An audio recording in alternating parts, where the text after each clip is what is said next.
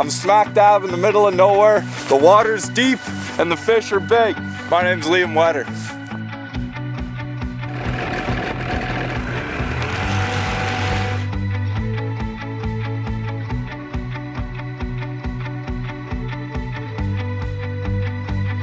It's only about -10 out. It's actually pretty mild, but it's quite windy and it's snowing, so I'm a little bundled up.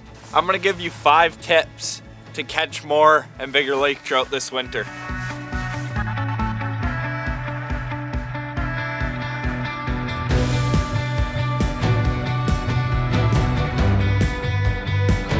This is what it's all about.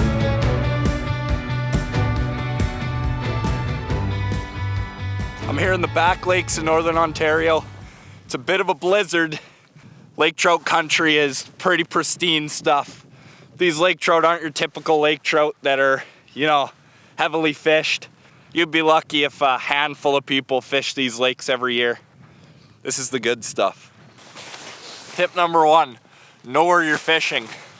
Are there lake trout in the lake? Are there lake trout in that part of the lake? Are you even allowed to fish lake trout in that lake or that part of the lake? If the answer is yes to all those questions, then you need to do your homework. You need to find where the deep water is. You need to find where the points are. You need to find where the bluffs, the rock piles, the shoals, anything where the lake trout can push bait fish up onto and feed. I love points. I love relatively steep dropping underwater fingers that stick out.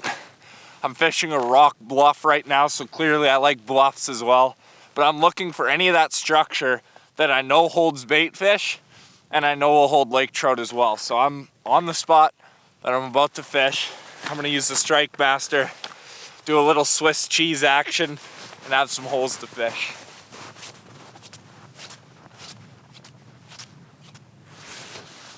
Also, when you know what kind of structure to look for, I would suggest fishing anywhere from 40 feet to 60 feet is kind of my favorite. You can go deeper than that. These lake trout can be anywhere, but when you find the structure that you want to fish, you find the bluff, you find the point, whatever it is you're gonna fish, I would probably suggest looking for that 40 to 60 feet. In my opinion, that's prime, and that's at least a great place to start.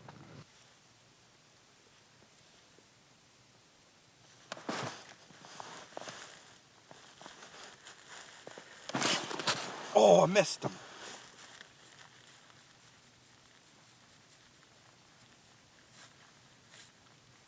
No way.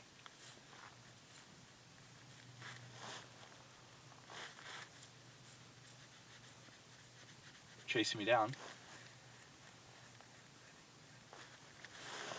Brutal.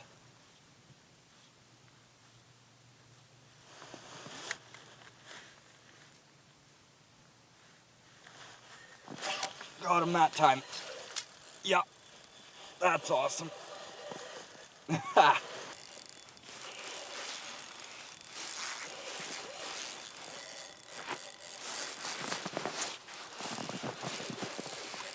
I missed him the first time. Then I watched him drop down, and so I dropped down with him.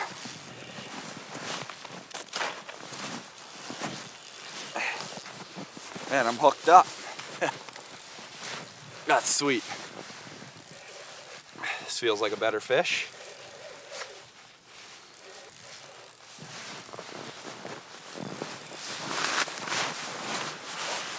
Move you guys in a little bit.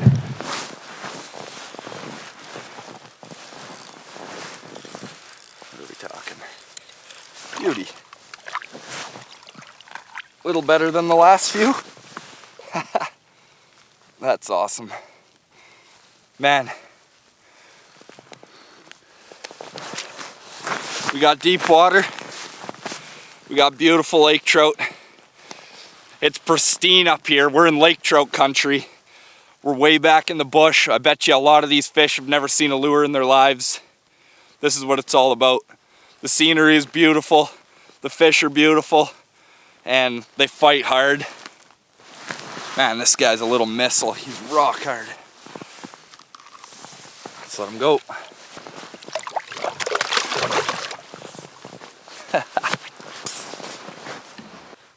All right, you ready for tip number 2? Lake trout are visual predators for the most part. They use their lateral line quite often, but we're fishing crystal clear water. These fish see our baits from a long ways away. They come screaming in, and it's typically the visual cues that attract them to begin with. So I've always been a big fan of fishing minnow style profiles for lake trout. You know, you've got your classics like the white tube, other classics like a silver spoon, or even, you know, chunks of bait. But my favorite is minnow style baits, like I said, which is basically moping. You've heard me talk about moping many times for walleyes, for bass, for lake trout in the summertime, and that's basically what we're doing in the ice. The funny thing is, moping is kind of an ice fishing technique that was transferred over into the open water. So it was kind of born and bred up here for lake trout. And one of my favorite moping baits now, pretty new, is the Crush City freeloader. Perfect imitator of the bait fish that these things are eating. They're keying in on Cisco's in a lot of our lakes, and that imitates a Cisco very well. Great action. The little tail in the end looks like a swimming bait fish, and it does a great job at replicating exactly what these fish are eating. So choose your baits, but choose them wisely, because these fish are visual feeders, and you got to trick their eyes before you can get them to bite. And imitating exactly what they eat is how I do it. There's one screaming in. Oh. Our mitt slipped there. Wow. Wasn't a very long pipe.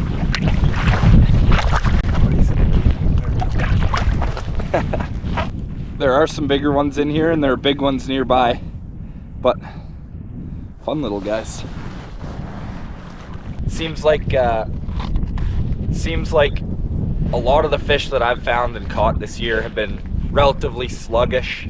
They come in, they haven't wanted it moved too much, but today they're screaming in, and they want it reeled away and pulled away and fish fast. So that leads me to tip number 3, which is use your electronics to gauge the mood of these fish, and don't just fish lake trout the same way all the time. Judge their behavior, figure out how they want your bait moved, and react accordingly. You need to find out how they're functioning today, and every day could be different, every lake could be different. So use your electronics. Pay close attention to how deep these fish are when they're rolling through the water column. You want to make sure that your bait is always slightly above them, or at least right around where they're rolling through. These fish are going to react to how you present your lure. They're either going to give you positive cues or negative cues. They're either going to chase you if you're doing something properly, hunt your bait down, try and eat it, or they're just going to disregard it, swim away. If they swim away, disregard it, take that as a negative cue. If you were moving it fast and taking it away from them, maybe try to not do that next time. If you were dropping it down and they chased it down and disregarded it, see if they'll eat it on the rise. It's all about figuring out how these fish want to eat, and that's the whole key to lake trout fishing. It's quite different than most other fish when it comes to how different the ways you can catch them are. Let the fish tell you how to work your bait. And oftentimes, if you set the hook on these fish, you sting them, and they maybe won't eat again. And even if they do eat again, they're definitely, well, I shouldn't say definitely, but even if they do go to eat again, they don't tend to be as aggressive as they were on the first run. So keep that in mind also. If you miss one, you can definitely drop back down and try and catch them again. There's a mark there. What is that? Look at chasing me down. Is that another laker? Yep. It's another laker. Here we go. Got him. See what happened there? He was close to the bottom, sluggish, and so I'm not going to try and reel my bait away from that guy, because he's probably not going to eat if I do that. But instead, went down to where he was, shook it in place, and hooked him.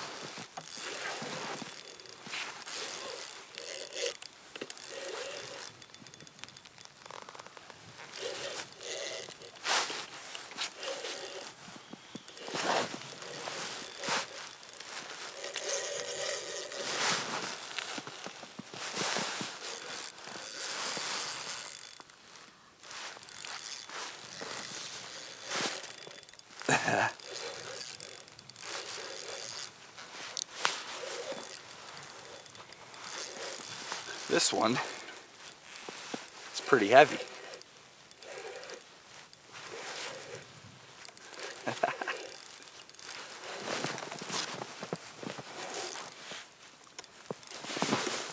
When you're fighting these fish, never reel against the drag. If they want to pull, let them pull. If they stop pulling, that's your time to reel. Beautiful lake trout. Look at the colors on that one. Just spectacular. You can tell healthy growth in this lake. Big body and a relatively small head. That's a sign of a healthy lake. We'll let this guy go.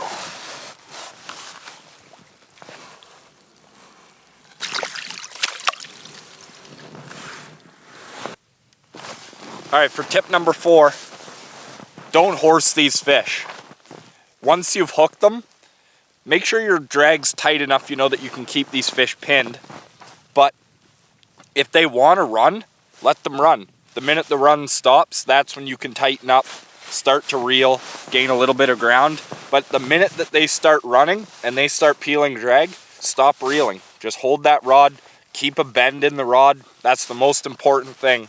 Keep a bend in the rod and don't horse them. Obviously, you don't want to take forever and just let them peel drag off a really loose drag. What you want is your drag just tight enough that keeps your rod buckled tight. And if they want to pull, let them pull. The minute that they let up, that's when you can gain some ground. But lake trout have a rock hard mouth. And so you may be able to hook a lot of fish throughout the day, but if you don't know how to properly battle these fish, you're going to lose a lot of opportunities to land a nice lake trout. So that is a very, very important thing to learn how to do properly, is fight a big lake trout.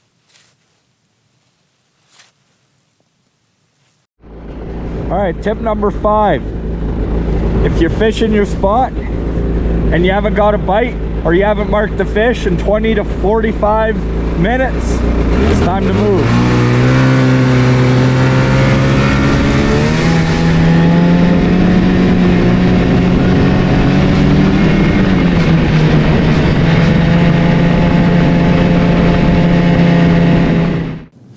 Just made it to the last spot of the day.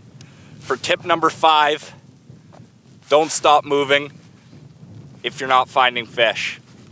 So we use generally the 30 to 45 minute rule, 20 to 45 minute rule. What these fish are doing is they're not just hanging on a hump. They're not just schooling fish the way that walleyes might be, or yellow perch or crappies. What they're doing is they're cruising around in these wolf packs. They're covering these structures, they're swimming fast, they're eating and corralling bait. So if you're on a spot and you fish there for 45 minutes and you haven't caught or at least marked the lake trout, I would say it's time to move. If you're on a snow machine or something and you can fish fast, if it's freezing cold and you're in a hut, obviously that's a different story. But if you have the ability to fish fast, I think you should. Because these fish are cruising around, it's not like you missed the school of walleyes by 20 feet and you just need to wait till they cruise over. I mean, these fish are always on the move, so if you stay in one spot all day, you'll likely run into a few fish.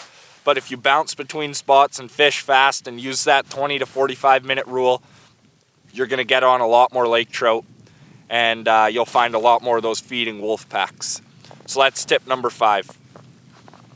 All right, guys, well, that wraps up my top 5 tips for catching lake trout through the ice. If you do this on your home body of water, I'm sure it'll help put more fish on the ice. If you like this type of content, leave a comment, let me know. And if you have any suggestions, I would also like to hear that. I'm going to be making lots more content this winter, so hit the subscribe button, follow along, and thanks for watching. I hope to see you on the next one.